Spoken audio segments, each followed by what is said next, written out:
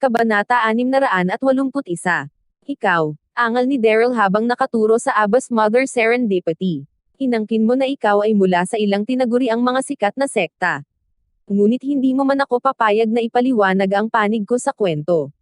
Pinilit mong traidor ako, at binugbog mo pa ang aking mga magulang ng malupit, hindi nga sila nagtatanim. Iyon ba ang gagawin ng isang disenteng tao? Nagulat ang lahat sa kanyang pagsabog. Ang mga magsasaka mula sa iba markang paywati ibang sekta ay tumayo habang nakaturo kay Daryl at isinumpo siya. Scumbag, how dare you say that about us? Nakakatawa yon. Nakipag-ugnay ka sa hukbo ng New World upang saktan ang iyong mga kapwa kababayan. Pagtataksil yan. Kahit napapatayin namin ang iyong mga magulang. Nararapat sa kanila. Oo, dapat silang patayin dahil sa pagkabigo ng kanilang anak. Malakas na mga saway na umalangaw-ngaw tulad ng isang alon. Dugo ang mga mata ni Daryl habang tumatawa at sumisigaw. Ako, nakipagtulungan sa hukbo ng New World. Nakita mo ba akong pinapatay ang sinumang mula sa World Universe? Pagkatapos, isang mahinang tunog ang nag-click habang ang tibak na pag-inom ng dugo ay lumitaw sa kamay ni Daryl. Lahat kayo ay walang katotohanan na brazen. Isasama ko ang aking mga magulang ngayon. Kung manggahas kang pigilan ako, mamamatay ka. Sumisichit si Daryl sa mahinang boses. Naghintay ang kamatayan para sa sinumang naglakas loob na pigilan siya. Ang simpleng babala ay umalangaw-ngaw tulad ng kulog sa lobby ng Wishang Star Tower. Bigla, may narinig silang boses ng isang babae. Sa gayon, tingnan natin kung paano mo nagagawa iyon. Parang nagyelo ang boses na iyon. Sinundan nila ang tunog at nakita ang isang babae na nakalutang sa kalagitnaan ng hagdan, siya ay kaaya-aya at parang diwata. Ito ay tulad ng kung ang hininga ng isang nagyayelong diyosa ay nagtaboy sa kawalang galang ng mga tao. Ito ay ang MA Sex Master. Ang Ice Lady Goddess. Aurora Hansen. Tinaas niya ang kamay na parang jade at hinampens ito sa dibdib ni Daryl. Ang mga mag-aaral ni Daryl ay lumiliit. Siya lamang ang nasa madla na nakadarama ng buong lakas ng palad. Ang hangin sa paligid nila ay tila hindi dumadaloy habang ang malamig na hangin ay tumawid sa buong silid. Mabilis at malupit ang paggalaw ng palad. At walang oras si Daryl na maiwasan ito. Tinaas lamang niya ang kanyang kamay habang sinusubukan niyang pumutok. Boom! Sa sandaling ang kanilang mga palad ay nabangga sa kalagitnaan ng hangin. Nagbubulan ng dugo si Daryl. At ang kanyang katawan ay lumipad paatros na parang sirang saranggola. Anong matinding panloob na enerhiya. Si Daryl ay nahulog sa lupa, tinitigan niya si Aurora sa sobrang takot.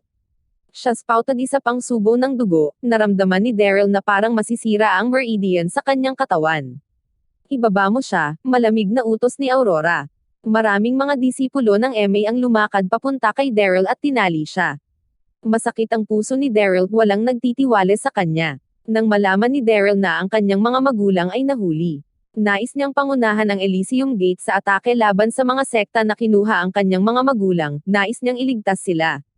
Gayunpaman, pagkatapos ng maingat na pagsasaalang-alang, nagpasya si Daryl na huwag gawin iyon. Kapag ang kontinente ay mahina laban sa mga kaaway, pinangunahan ni Daryl ang mga alagad ng Elysium Gate upang labanan laban sa iba't ibang mga sekta ng militar na nagdulot ng maraming pagkamatay at pinsala. Ang bawat elite na nawala sa kanila ay nakakasama sa sitwasyon. Sa makatuwid, nagpasya si Daryl na iligtas ang kanyang mga magulang ng mag-isa. Inaasahan niyang makikinig ang mga sekta ng militar na iyon sa kanyang paliwanag. Ngunit hindi nila ito binigyan ng pagkakataon na gawin iyon. Nakatali nilang tinali si Daryl. Lumapit sa kanya si Megan at hinampens sa mukha si Daryl nang walang babala. Taksil, hirit ni Megan ng masama sa isang malamig na boses. Hindi siya nasiyahan sa isang sampal lamang. Kaya't paulit-ulit niya itong ginawa. Marahil ay sinampal siya nito ng 7 o 8 beses. At ang bawat isa ay mas mahirap kaysa sa isa bago iyon. Kabanata 682. Sampal, sampal, sampal. Naramdaman ni Daryl na buzz ang utak niya mula sa patuloy na sampal. Isang linya ng dugo ang tumulo mula sa comer ng kanyang bibig. Lalong nagalit si Megan habang kumakadyot kay Daryl. Pumunta sa impyerno. Traidor. Mayroon siyang mahabang espada sa kanyang kamay. At ginamit niya ito upang saksakin ang puso ni Daryl. Klang. Gayunpaman, isang butil ng budista ang tumama sa mahabang espada ni Megan, itinapon nito ito. Ito ay si Master Reed. Umatras si Megan ng ilang hakbang paatras, ang mahabang taybak ay halos lumipad mula sa kanyang kamay. Nagulat siyang tumingin kay Master Reed. Guro, anong ginagawa mo? Ang iba pa ay nalito rin. Si Derry ay isang scumbag. Hindi ba siya karapat-dapat mamatay? Bakit siya niligtas ni Master Reed? Pinagsama ni Master Reed ang kanyang mga palad ng may dabo. Amadabo. Tiningnan ni Master Reed ang tuliro na grupo ng mga tao at ipinaliwanag.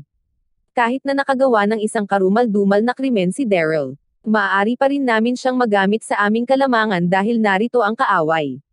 Bilang bahagi ng hukbo ng New World, maaari siyang maging kapaki-pakinabang sa atin. Kapaki-pakinabang. Paano maaaring maging kapaki-pakinabang si Daryl? Ang karamihan ng tao ay nagpalitan ng tingin sa isa't isa habang nagbago ang kanilang ekspresyon. Tahimik na tiningnan ni Master Reed si Daryl at sinabi, Daryl, ano man ang dahilan ng iyong kanlungan mula sa New World Army, iminumungkahi ko na tulungan mo kaming makitungo sa kalaban. Tandaan, nasa kamay namin ang iyong mga magulang. Kung mayroon ka pa ring isang maliit na budi, tutulungan mo kaming makitungo sa kaaway na nasa kamay. Pinangangako kong palayain ang iyong mga magulang kung sumasang-ayon ka na gawin ito. Makitungo sa hukbo ng bagong daigdig. Nag-aalanggan si Daryl, ngunit nakasalubong niya ang tingin ni Master Reed. Anong gusto mong gawin ko? Si Daryl ay hindi kailanman nagsilong mula sa hukbo ng New World. Gayunpaman, papayag siya sa kanilang mga plano hanggat ito ay isang makatuwirang kahilingan at mapalaya niya ang kanyang mga magulang. Hindi siya sinagot ni Master Reed. Sa halip, sinulyapan niya si Master Leonard, na tumabi sa kanya. Sumulong si Master Leonard. Malamig siyang tumingin kay Daryl habang binibigkas ang kanyang mga salita. Mayroon akong isang bote ng ecstasy elixir. Pumunta sa tent ng New World at ilagay ito sa kanilang inuming tubig. Pagkatapos, kumpleto na ang iyong gawain. Si Master Leonard ay naghagis ng isang botelya ng jade kay Daryl. Nang magpasya silang pagdakip sa mga magulang ni Daryl, pinag-isipang mabuti ni Master Leonard ang kanilang susunod. Naramdaman niya na hindi nila dapat patayin si Daryl, mas makabubuting malason siya ng hukbo ng New World. Naiintindihan ng lahat sa paligid ang sitwasyon. At hinahangaan nila ang mabilis na pagpapatawa ni Master Leonard. Si Master Leonard ay matalino na magkaroon ng foresight na ito. Oo, ang pagtatanong sa scumbag na ito upang lason ang hukbo ng New World ay ang tanging paraan para ipakita niya ang kanyang halaga. Bamaantong hininga si Daryl matapos niyang mapagtanto ang kanilang totoong hangarin, galit na galit siya. Nais niyang ipatawag ang kanyang mga kapatid na Elysium Gate upang labanan laban sa mga sekta ng militar na iyon. Dahil ang hukbo ng New World ay nasa labas lamang ng lungsod. Ang kanilang karaniwang kaaway ay ang magwawagi kung ang Elysium Gate at ang 6 na pangunahing sekta ay upang makipag-away. Ngumisi si Daryl ng ngipin, natahimik siya ng ilang minuto. Pagkatapos, narinig nilang sumisitsit siya. Mabuti. Gagawin ko ito. Nanginginig si Daryl. Kung hindi dahil sa kaaway, tatawagan niya sana ang kanyang mga alagad sa Elysium Gate na patayin sila, tatanggalin niya silang lahat. Gayunpaman, kailangan niyang sipsipin ito, hindi siya maaaring magulo kung ang kaaway ay nasa isang hakbang lamang sa likuran nila. Matutulungan lamang niya ang kanyang mga magulang kung pumayag siyang lason ang tubig ng New World Military. Ngumiti si Master Leonard at tumango. Okay. Putulin mo siya. Maraming mga disipulo ang nagtungo kay Daryl at naghubad ng lubad na nakatali sa kanya. Kasabay nito, ngumiti si Master Leonard at sinabing, mayroon kang 3 araw. Kung nabigo ka sa pagkalason sa kaaway sa 3 araw na ito. Kung gayon huwag mo kaming sisihin sa mga kahihinatnen. Ang lahat ng mga mata ay nakatingin kay Daryl, nginisya nila siya. Sa kanila, si Daryl ay isang kasangkapan lamang upang makitungo sa hukbo ng New World. Ang isang scumbag na tulad niya ay hindi karapat-dapat na tratuhin tulad ng isang tao. Mabuti pa't huwag mo kaming pabayaan, binalaan siya ni Megan na may maalab na mukha siyang walang emosyon. Kung hindi kapaki-pakinabang si Daryl, papatayin niya siya on the spot. Hindi siya tiningnan ni Daryl. Yumuko siya upang kunin ang bote ng jade at same time na sinabi kay Drake. Itay, mangyaring alagaan mo si nanay. Hindi ako papayag na may mangyari sa sino man sa inyo. Kabanata 683. Pagkatapos, tumalikod si Daryl at naglakad palayo na may malungkot at mahabang mukha. Bumalik sa kampo ng New World. Sa isa sa mga tent ng militar, nakaupo si Sloan sa upuan na para sa tagapangulo, napapaligiran siya ng maraming sundalo. Lahat sila ay mukhang somber. May isang mapa ng Donghai City sa harap nila. Pinag-aralan nila ang mga paraan para atakehin ang lungsod. Iulat, isang sundalo ang lumakad at lumuhad sa harap ni Sloan. Sinabi niya, "Commander, si Master Daryl ay bumalik." Naglakad si Daryl papasok sa tent. Tumanggo si Sloan. Sumulyap siya kay Daryl at malinaw na nagtanong, "Kumusta ang iyong misyon?" Mapait na ngumiti si Daryl. Sumulong siya at nagulat ng mga kwentong binubuo. Commander Sloan, ang mga taong mula sa 6 na pangunahing sekta ay napakamatalino. Pinangunahan ko ang isang maliit na grupo upang salakayin sila. Ngunit tinambang nila kami. Ang lahat ng 30 sundalo ay namatay sa misyon. Hindi mapalagay si Daryl, ibinaba niya ang kanyang ulo upang hindi na niya kailangan tumingin pa kay Sloan. Ganoon ba? Isang ningning ng pagkabigo ang sumilaw sa mga mata ni Sloan. Pagkatapos ay sumilip siya saglit kay Daryl. Tinaas niya ang kamay at sinabing, "Pagod ka na siguro. Humayo ka at magpahinga." Hindi inaasahan ni Sloan na magtagumpay si Daryl sa kanyang misyon. Napahinga naman si Daryl nang marinig iyon. Sinabi niya, "Salamat, Commander." Pagkatapos, mabilis siyang lumabas ng tent ng militar.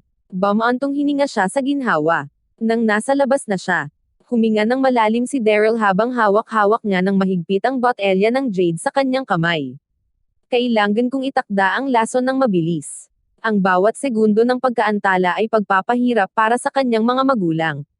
Dumiretso si Daryl sa pinagmulan ng tubig matapos niyang mapag-isipan. Ang pinakamagandang lugar upang maglagay ng lason ay sa tubig.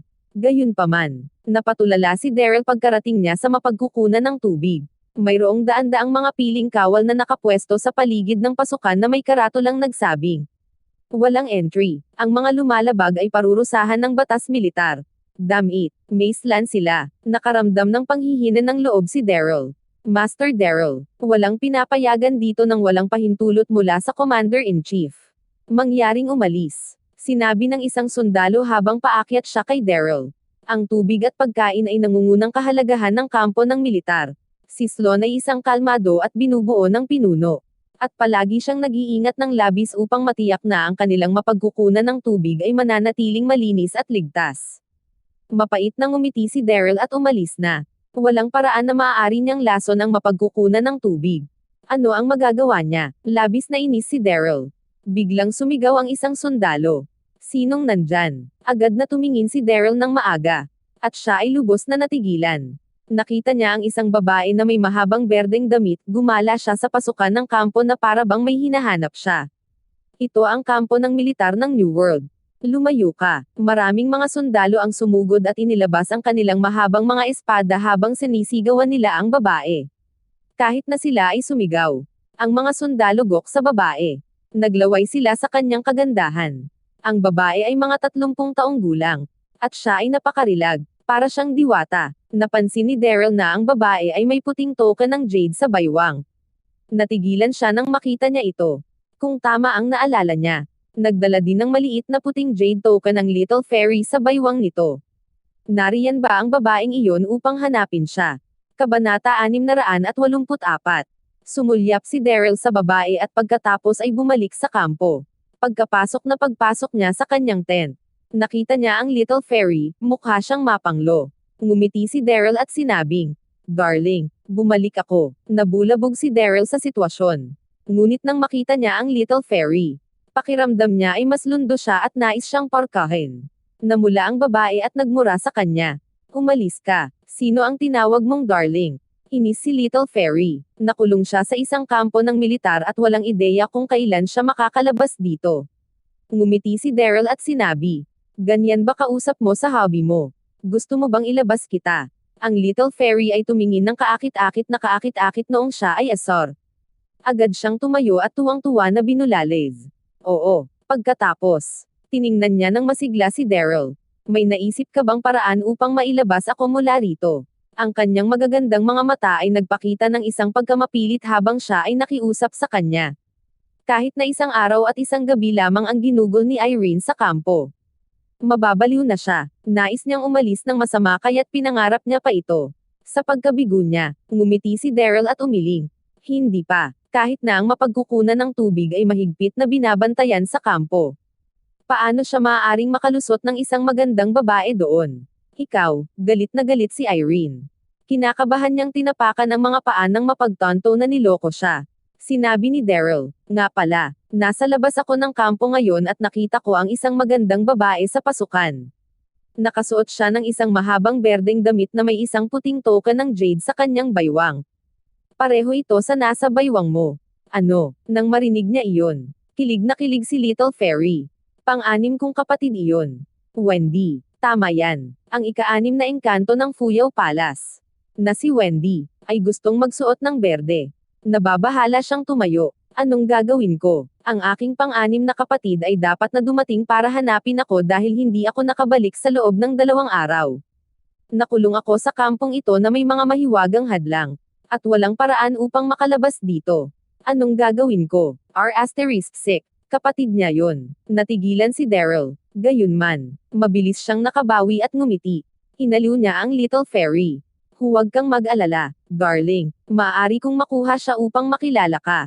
Talaga, natuwa si Irene. Namula siya, ngunit umungol siya. Ikaw, sino ang mahal mo? Ikaw, syempre, nakangiting sagot ni Daryl. Tapos, umalis na siya ng tent. Nang dumating si Daryl sa labas ng kampo, nakita niya ang ika-anim na engkanto, bilis siya sa pasukan. May ngiti sa labi. Lumakad papalapit sa kanya si Daryl. Nanlaki ang mga mata ni Daryl nang makalapit siya sa babae. Hinahangaan niya ang kagandahan ng diwata. Ang ganda. Siya ay maganda. Pinagpala ba ng mga dilag ang palasyo ng Fuyao? Ang pang-anim na engkantada ay may mahabang buhok na kumalabog sa hangin. Mukha siyang berde na lotus sa tubig. Napakaganda niya. Para siyang isang maganda at matalino na babae. Hoy, magandang ginang. Ikaw ba si Wendy? Ang pang-anim na kapatid ni Irene. Humakbang si Daryl at tumawag sa babae. Sinalubong ni Wendy ang mga mata ni Daryl. Bigla siyang sumimangot at malamig na nagtanong. Ikaw ba si Daryl? Bumalik sa Fuyao Palace. Ginawa ni Leroy ang larawan ni Daryl nang humiling siya na patayin ang lalaki. Sa makatuwid, naalala ni Wendy ang mukha ni Daryl. Galit na galit si Wendy nang makita niya si Daryl. Pinilipat niya ang palso, at may lumitaw na isang mahabang espada sa kanyang kamay. Nasaan si Irene? Sabihin mo sa akin. 2 araw na mula nang umalis ang Little Fairy sa Fuyao Palace. Naisip ni Wendy na ang kanyang nakababatang kapatid ay nabigo na patayin si Daryl. Dumating siya sa Donghai City upang hanapin ang kanyang kapatid. Alam niyang kailangan niyang hanapin si Daryl upang hanapin siya. Kabanata 685. Tinanong ni Wendy ang paligid. Nalaman niya na si Daryl ay naging traidor at sumali sa New World Military. Kaya, tinungo niya ang daan sa kampo ng New World upang hanapin si Daryl. Hindi inaasahan. Natagpuan niya siya. Asan si ate? Sabihin mo sa akin. Wensway sounded somber. And the long sword in her hand made a low and grave whistle ang ingay. Ang asawa ko ay nasa tent ko. Syempre, tumingin si Daryl kay Wendy na may malaking ngiti habang inaasar siya. Ano, tinawag lang niyang asawa ang aking nakababatang kapatid na babae. Maganda ang mukha ni Wendy, siya ay sinaktan sa isang pagkabulol. Sa Fuyao Palace, ang mga kababaihan ay higit na nakahihigit sa kalalakihan. Ang mga kalalakihan ay karapat-dapat lamang bilang mga alipin. Ang kanilang mga alagad ay hindi kailanman ikakasal sa kanilang buhay. Si Daryl ay puno ng She**T. Maraming saloobin ang pumasok sa isipan ni Wendy habang siya ay nagalit, ang kanyang mga mata ay kumislap sa pamamaslang na hangarin. Walang kahihiyang basura. Ang lakas ng loob mong Sir-on ang kapatid ko. Dapat may wish ka sa kamatayan. Isang mabigat na aura na nagmula kay Wendy habang itinutulak niya ang kanyang espada pasulong. Damit. Itinulak ng damdamin. Mabilis siyang inatake. Napatawa si Daryl nang makita na aatakihin siya ni Wendy nang walang pag-iisip. Ano ang nagulat kay Daryl? Kahit na higit pa, ay si Wendy ay napakalakas. Siya ay isang level 3 martial saint. Mas mataas ang ranggo niya kaysa sa maliit na engkantada. Si Irene. F***6. Gaano katindi ang kapangyarihan ng Fuyao Palace? Tila marami silang mga martial saints. Maingat na ungol ni Daryl habang iniiwas ang atake. Ngumisi siya at sinabi, Hoy, magandang lady, anong ginagawa mo? Asawa ako ng iyong nakababatang kapatid, tayo ay isang pamilya. Paano mo ito magawa sa akin? Lalong nanginginig si Wendy nang marinig iyon. Saway niya sa malamig na tono. Bastard, huwag mong subukang sweet makipag-usap sa akin. Ano ang ginawa mo sa kanya? Habang binabato niya ang mga nasabing pahayag, ang pang-anim na engkanto ang nag-swing ng kanyang espada at tinusok ang braso ni Daryl. Si Daryl ay walang oras upang umiwas, dumuyugo ang dugo mula sa braso niya. T. Hindi ko kayang talunin ang babaeng ito. Level 3 Martial Saint, hindi ako ang tugma niya. Ngumisi si Daryl ng ngipin at tiniis ang matinding sakit. Nakita niya ang isang kalapit na gubat.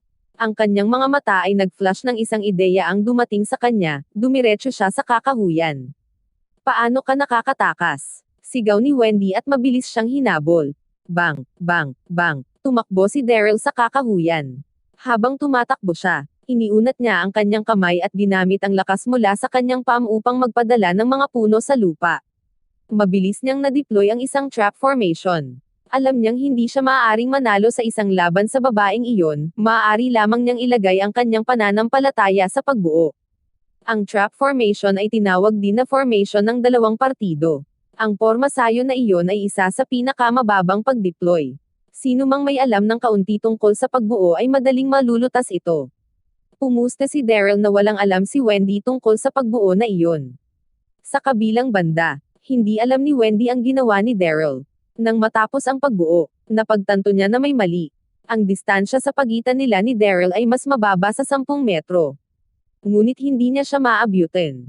Ang mga puno sa paligid niya ay tila lumipat. Tama si Daryl, walang alam si Wendy tungkol sa pagbuo. Tumingin si Daryl kay Wendy at tumawa ng tumawa.